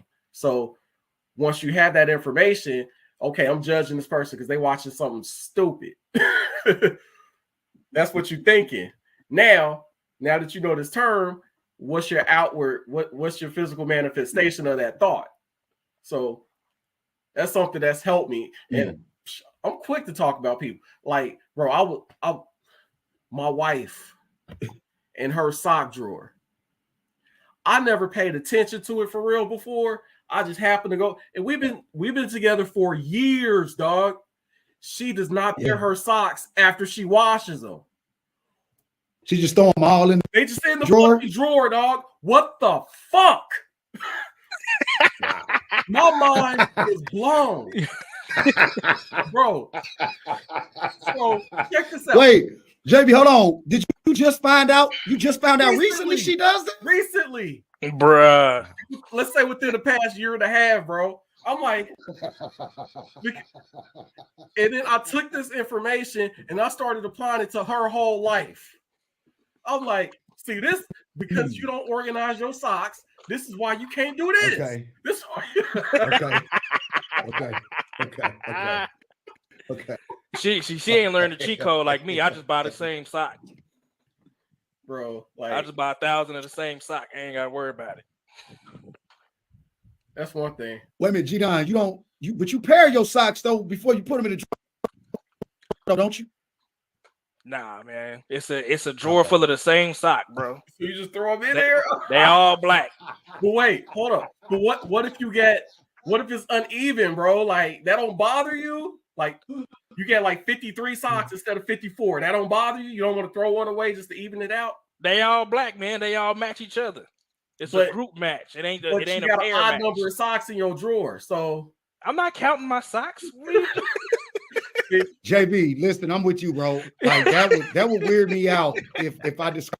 Hey, but you see how I'm judging it? Really, what's gonna happen is right. Yeah, but like, look, and look, all of that is definitely right on point. But I'm gonna tell you what's gonna end up happening is when I get home tonight, I'm gonna go check because I've never looked in my wife's sock drawer. I'm gonna go check and see if she's doing that same shit because that's gonna weird me out. You know, just real quickly, man.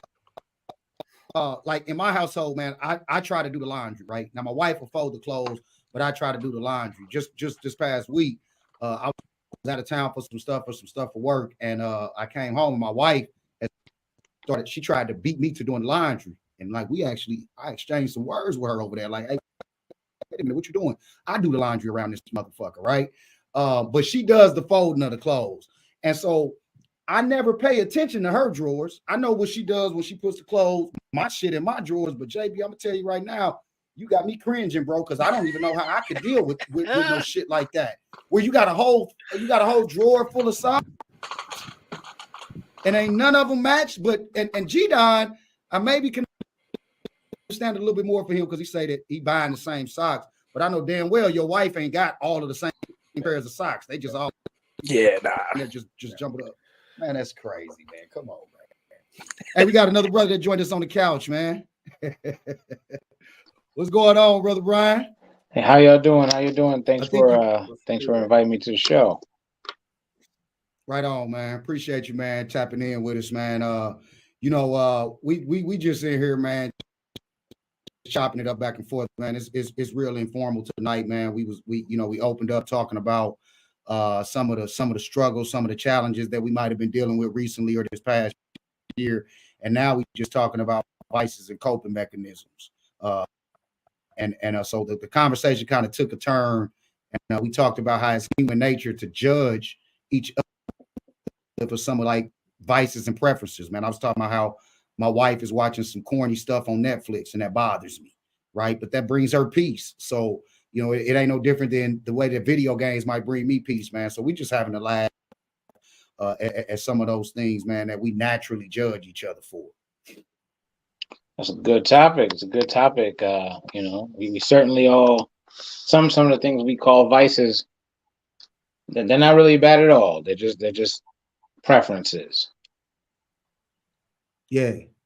So Brother Brian, why don't you introduce yourself, man, and just tell the people, us on the couch and some of the listeners, your background, who you are, what inspires you, and kind of what brought you to the couch tonight. Yeah, absolutely. So, I'm Brian Field. I'm a clinical substance abuse counselor. I live out in Wisconsin. And, what inspires me, really, a lot of my inspiration would really just kind of come from, I should say lately, because over my life it's changed, but lately my inspiration really stems from, just trying to be better than what I was yesterday. Trying to make quite a bit of a difference to a lot of people, and really, I turned 40 not this year, last year, so I'm 41, and I realized that it's it's time to stop being so, I say, closed off, and really start opening up and start working on myself. And now it's time for me to start talking to some other people and really working on being part of a community again. Yeah, right on, bro. Hey, well, look, man, we appreciate you joining us, man, and you welcome on the couch anytime, man. We've been doing this project, man. I think this is like our might be our 5th episode that we've recorded, and we'll probably record one more to finish out the season, man. But we've been doing this project, man, and the topic and the subject matters, they kind of vary from episode to episode. We try to do it with a little bit of structure. Tonight, man, I just wanted to kind of open up the floor for everybody, man, and give us a space to just decompress and unpack some things, man. So definitely, man, we appreciate you joining us.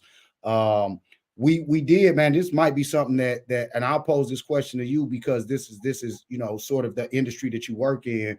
But I actually did just ask this question because I've been confused about this concept of coping mechanisms versus vices. Are they the same thing from a clinical standpoint? Can you give us some insight on that?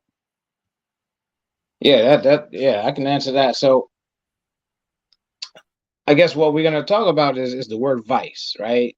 That's stigmatizing right off the bat. All of the stuff that we're talking about here are coping, right? There's ways that we cope that harm us, and there's ways that we cope that help us. If you, for instance, have a bad day and you do 50 push-ups because you had a bad day, 50 is all right. That's okay. If you go home and you do 300 push-ups every time you have a bad thought, that's too much, right? If you go home and you roll up a little something and smoke it, okay, that's one thing, right? If you can't handle what you're doing and it's affecting your life and it's affecting your ability to function, well, then we got a little problem, right? And there are varying levels of issues and so on. So all of them are coping mechanisms. It's just, what does the coping mechanism do to us? I try to stay away from stigmatizing language. I try not to look at things vices, like I said earlier, as much as preferences. And how it affects us really is what matters going forward. I mean, I just got done doing a group session. That's why I wanted to join this a little earlier. And a lot of the people I work with, they're struggling with various issues, and all of the issues that they're struggling with are coping mechanisms. All of it is coping, right? It's just, is that coping going to make you stronger, or is it going to make you weaker? Is it going to help you get through the day? And is it worth it? That's the other thing. So there's more questions than answers.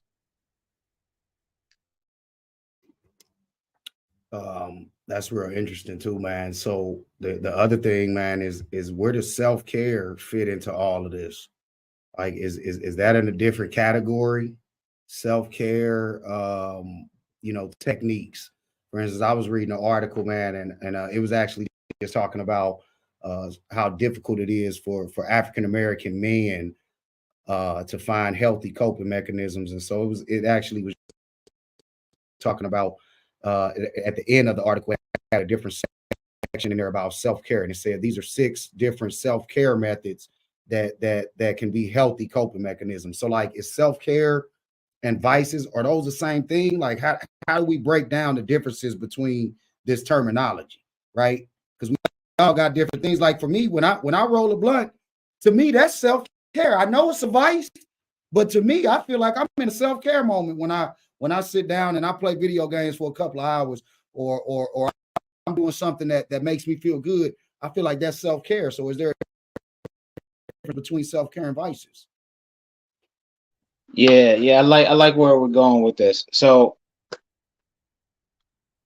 in our community, not just our community, not just as Black men, but overall, you know, the American population, but generally with Black men, we're told that if we're not working, if we're not producing for somebody else, then we're lazy and we're not doing enough, right?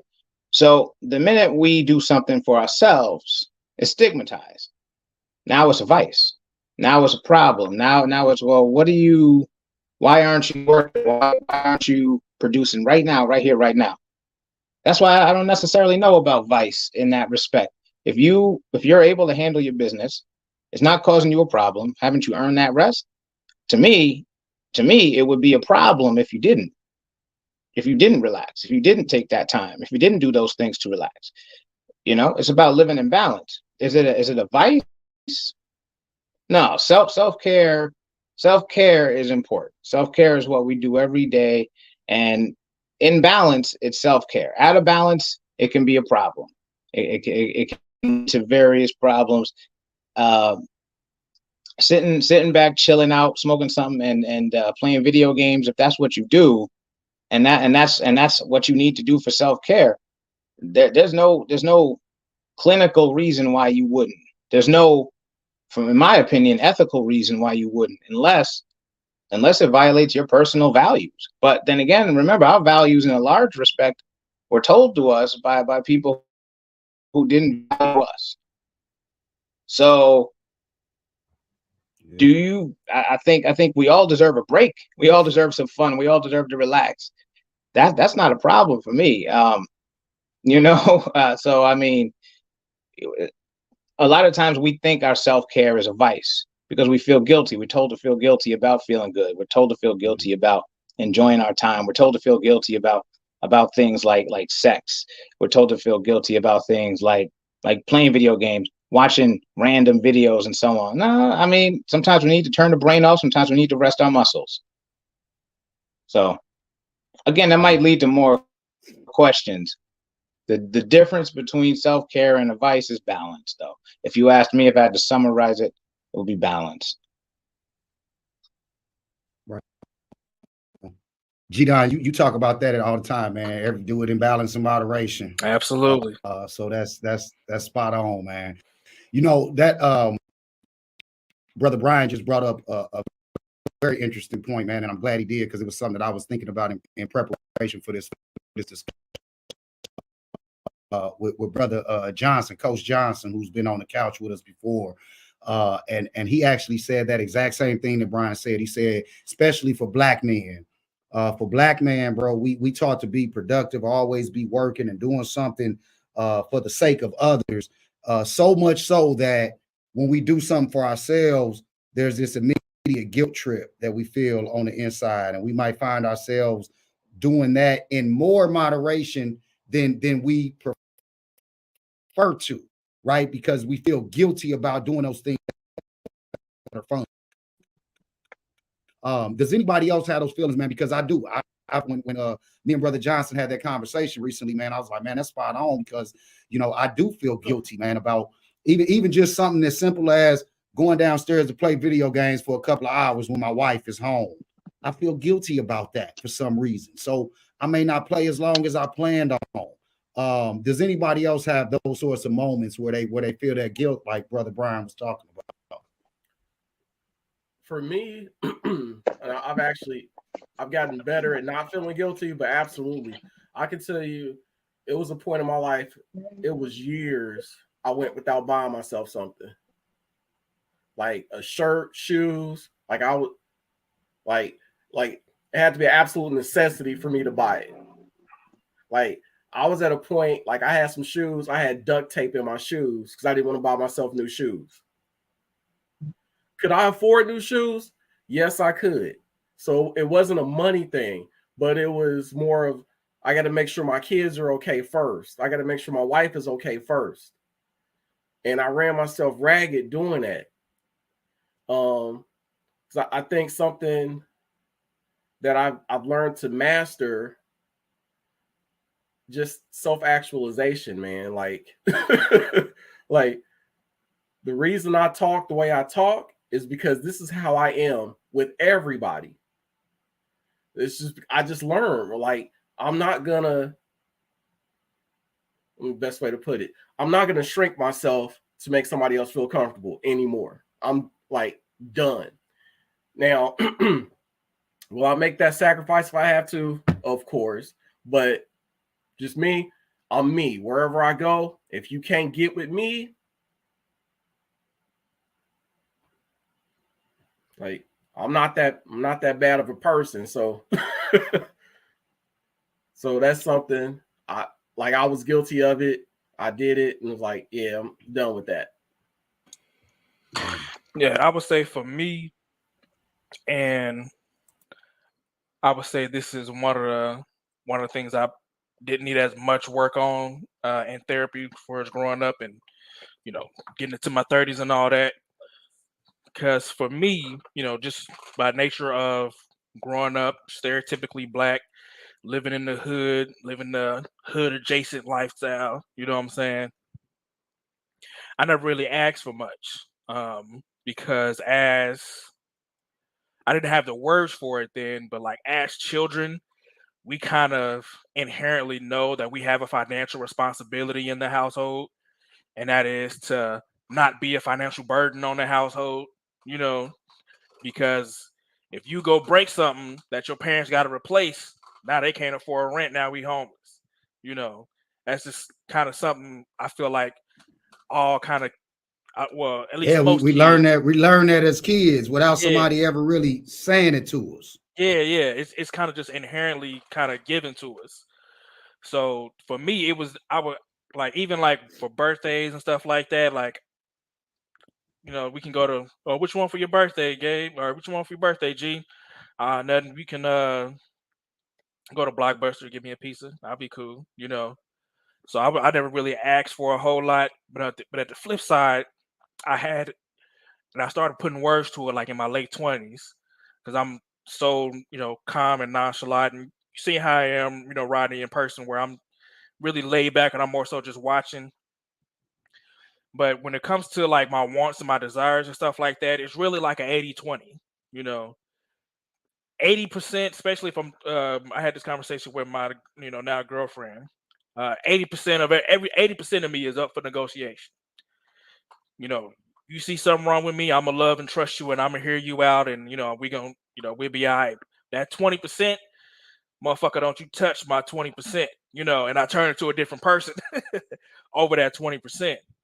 So it's but at the same time, what I have put in that 20% could be fucking detrimental. But you know, again, you know, balance, man. Right on. Brother Roper, I see you done made it back, man. You finish your kicks and your chops to the neck, man. Brother Roper, man, had left us for a few minutes, man, to do his taekwondo, which one of the brothers quickly pointed out, you know, as he did leave, man, that's another you know, healthy way to cope, man. You know, exercise and active. That's something, man, that I think a lot of us as Black men, we should and could do more of. What is y'all's physical activity right now, man? Let's just be honest. I'll go first, man. I don't work out nearly as much as I'm supposed to, and I haven't worked out at all this month. So what's y'all's physical schedule as far as getting workouts in? Because I do hear that's a very, very, very good, healthy way to handle some stress. I'll go first because it'll be real quick. I don't have one. I'm looking for one. I am working on going on walks.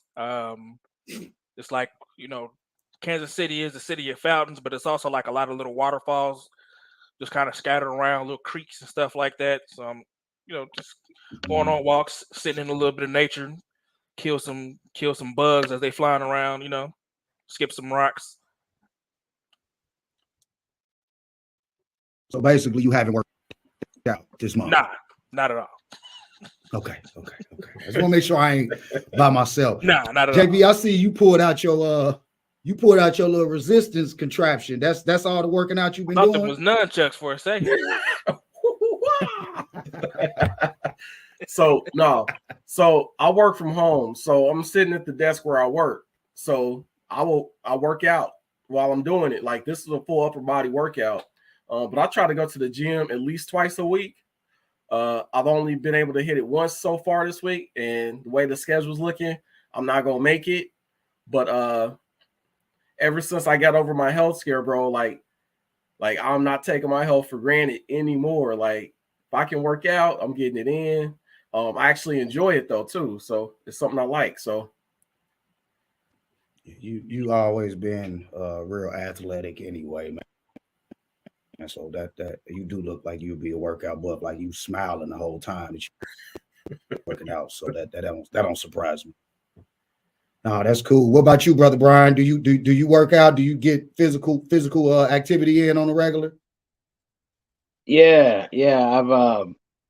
I've been doing real well over the past, a little more than a year. Every morning before work, I get up, do some stretches for about an hour. I get on my treadmill while doing punches. I put my body weights on. I hit it every day, with the exception of Wednesdays, because I got late groups. Wednesday's the rest day. I hit it pretty hard. It takes a while. It took me a while to get there. It's not sustainable when you go too hard too fast. So I try to just do. I do it in the morning. I do what I can, and that's it. I try not to overtax it, but I do hit it every day. Just the treadmill I take a break from the treadmill on Wednesdays. But yeah, I do it while I can. I was, man. I was doing. I got all sorts of workout shit laying around my house, man. I got a whole mini gym in my garage. I got weights probably in every room, every corner of my man cave. So there was a period, earlier this year, man, like I was actually hitting the weights pretty consistently. And then I started trying to do walks or runs like around my neighborhood. And that let me know just how out of shape I was. And so I got discouraged. So I do, that has been something that I'm trying to get back in the habit of, which is another reason why, I got rid of the hard liquor and the alcohol and took that out of my diet. So y'all wish me luck on that, man, because it's crazy that me and G-Don are the only ones that's here on the couch tonight that ain't been working out, man. Dr. Roper done went to a whole Oriental arts or martial arts. He had a whole martial arts workout. I said Oriental martial arts workout. JB over there with the resistance bars that he bought off Instagram, by the way, ladies and gentlemen. I didn't even know you could find things like that on Instagram. And then Brother Brian, he say he down here regularly training for a heavyweight fight, man. So man, I give all of y'all kudos, man, on that, man, because it's definitely been a struggle for me, but it is something that I know I need to get back into, man. So I appreciate y'all sharing that, man. That's wild. The trick is to start out small and sustainable. And because that's why I got a little treadmill off Amazon, because I wasn't about to go outside and be out of breath and have to do the walk of shame home. I got a little treadmill from Amazon, and I said, let me start with this. And it took me about a year or two to use it, to be totally real. I mean, that thing holds on, like, it's great for drying clothes. It's great for storing boxes. It does everything. So I was using it for the alternate purposes for a couple of years first, Okay. Yeah. I used to have a treadmill. And then when I moved to this house where we at now, I got rid of the treadmill and replaced that with a full scale weight bench. But I've probably only used it maybe 4 or 5 times since we moved in. So it's just sitting out there in the garage collecting dust. And like y'all said, man, like to go back to tonight's discussion, man, we do have to find, healthy ways to relieve tension and deal with and cope with stress. And these are some of the healthy ways, man, like a healthy diet. I think what we putting in our bodies definitely has an effect on some of our reactions, some of our either chemical balances or imbalances, right? The mood swings. I think that our diet has a lot to do with that.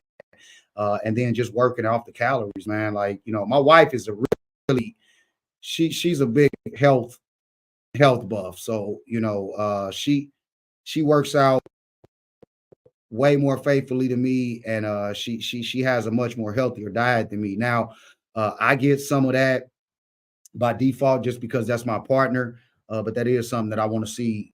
I think in the future, me getting better at, man, is just the whole physical health aspect of it as it pertains to our mental health. So, man, good stuff, man. Man, I just looked at the time, man. We've been on here just rambling. I don't think we did nothing for a commercial break or nothing. We just been on here rambling. But, man, it's getting kind of late, though, man. I appreciate everybody getting on, man. Did y'all have any other thoughts, anything else related to tonight's discussion that y'all wanted to touch on before we got off? I'm not going to say what JB's said in the chat as he was interpreting Brother Brian's suggestion, so I ain't going to go there. But did y'all have anything else? Nah, I saw that in the chat, by the way. That ain't necessarily what I'm saying.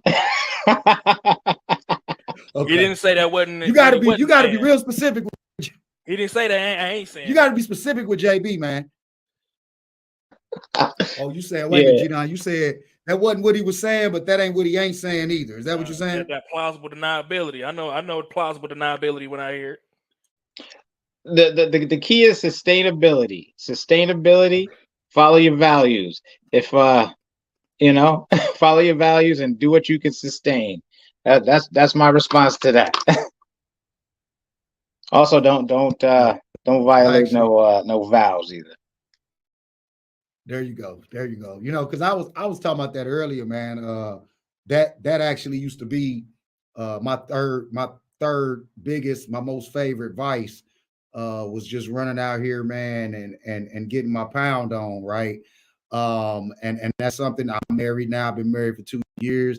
It's something that I've had to go cold turkey on, right? And so it's interesting, man. It's always funny when we had these sort of back and forth, and we joke about that, man. But for a lot of us, man, that was real life. And I know a lot of Black men are still kind of using that as a coping mechanism, man. And that's something that I think that we should probably talk about in our next episode, man. Just the culture of hypersexuality, man. We got that real prevalent in our culture, man. It's everywhere, and we're not just talking about amongst the men. So definitely, man, we have some good laughs about it, but it is probably a serious dialogue and conversation that we should touch on.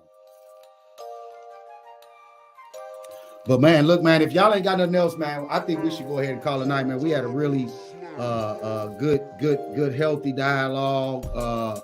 I want to give another shout out to Brother Game Type, man, because he just hopped up off the couch on man and walked out on before we got started tonight. So definitely, man, thoughts and prayers as always. Be with you, brother. We definitely understand frustration. That's what the couch is for. But we want to continue to have these conversations, man, just as a peer group, as a community. So we'll continue to do that, man. And Gang Tight, whenever you're ready to come back to the couch, go ahead and do so. For the rest of us, Brother Brian, I'm glad you joined us tonight, man. I'm glad that we were still on when you joined us. And man, you're welcome to come back at any time, brother. When this episode airs, the week after this episode airs, we'll actually be on Clubhouse in a co-ed session. So we'll invite the sisters in to kind of get some feedback and unpack this episode, right? So we call it unpacking. So we do a follow-up episode after every one of these official episodes air. So the next time that we get together, it'll be for the unpacking. So everybody make sure that they, check us out on Clubhouse for that. But other than that, man, if y'all ain't got nothing else, I appreciate y'all joining, man. I appreciate everybody tapping in. And as always, always, man, peace, love, and blessings. And I hope we heal.